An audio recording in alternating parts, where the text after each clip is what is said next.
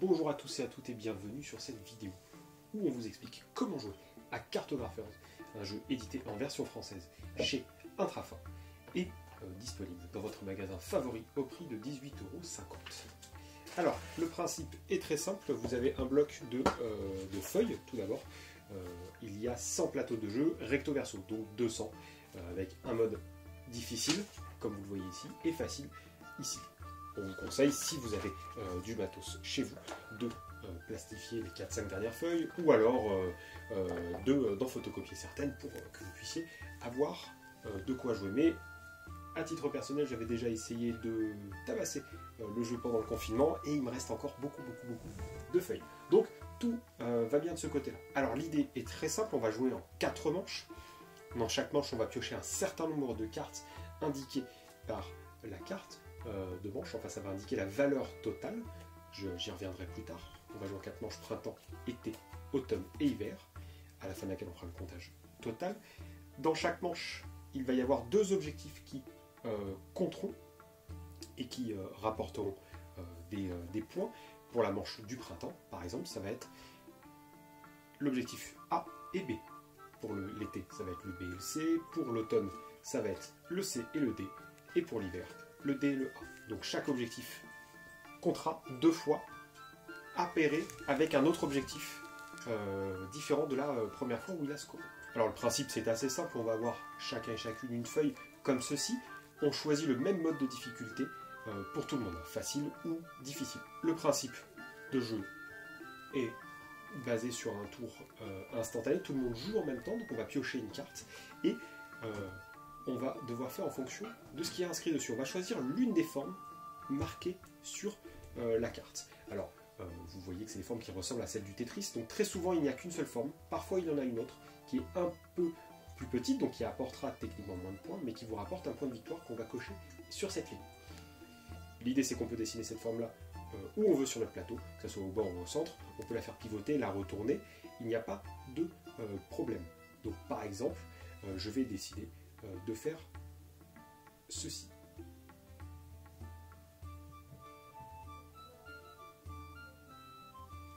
Et du coup je vais indiquer avec ce superbe dessin calligraphié que c'est une forêt. Vous moquez pas de moi, on dirait pas, mais bon voilà, ce sont des forêts. Donc l'idée c'est que je vais faire ça, tout le monde va faire ça, et on va révéler une deuxième carte. Sachant que les 4 objectifs sont dévoilés à tout le monde et vont vous diriger dans vos décisions pour savoir où est-ce que vous mettez telle ou telle forme. Par exemple cet objectif-là vous rapporte 6 points de victoire à chaque manche où il compte, pour chaque ligne ou case totalement remplie. Celui-ci vous rapporte 1 point de victoire pour chaque case forêt touchant l'un des bords. Ici, dans votre deuxième plus grande zone de cases rouges, donc de cases village, chaque case vous rapporte 2 points de victoire. Et ici, chaque territoire ferme adjacent à un lac vous rapporte 1 point, et chaque case lac adjacente à une ferme vous rapporte 1 point. Donc, vous voyez qu'ici, j'ai bien sûr pas du tout fait les choses comme il fallait, puisque j'ai mis une case forêt qui n'est pas au bord du chemin. Mais bon.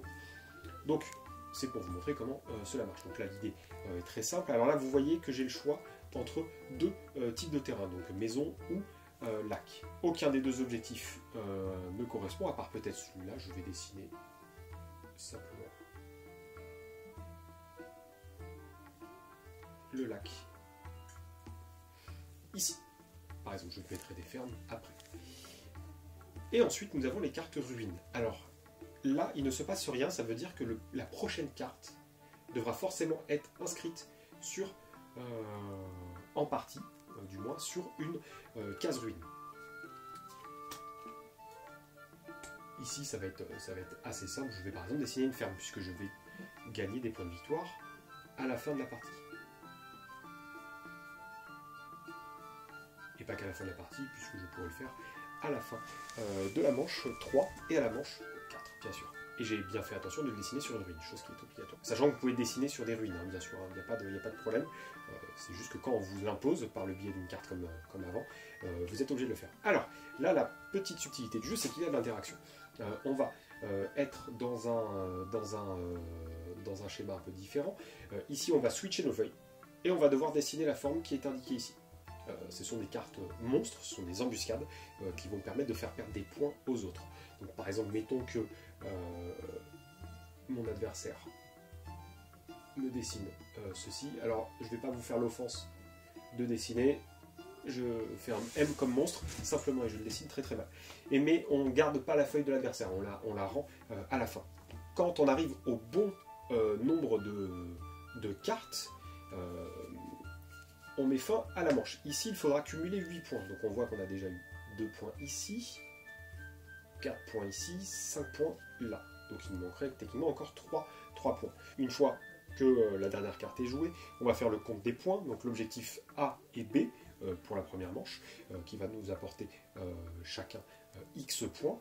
Chaque pièce d'or va nous rapporter un point. Alors les pièces d'or se gagnent lorsque vous acceptez une forme un peu moins grande sur une carte qui vous propose de forme. Elle a un petit symbole pièce d'or indiqué à côté. Et à chaque fois que vous arrivez à entourer totalement une case montagne, comme ici, vous gagnez également un point de victoire. Et chaque case et les cases monstres vont avoir un effet très pénible, car chaque case qui touche une case monstre et qui n'a pas été inscrite vous fait perdre un point, sachant que chaque case ne vous fera perdre qu'un point.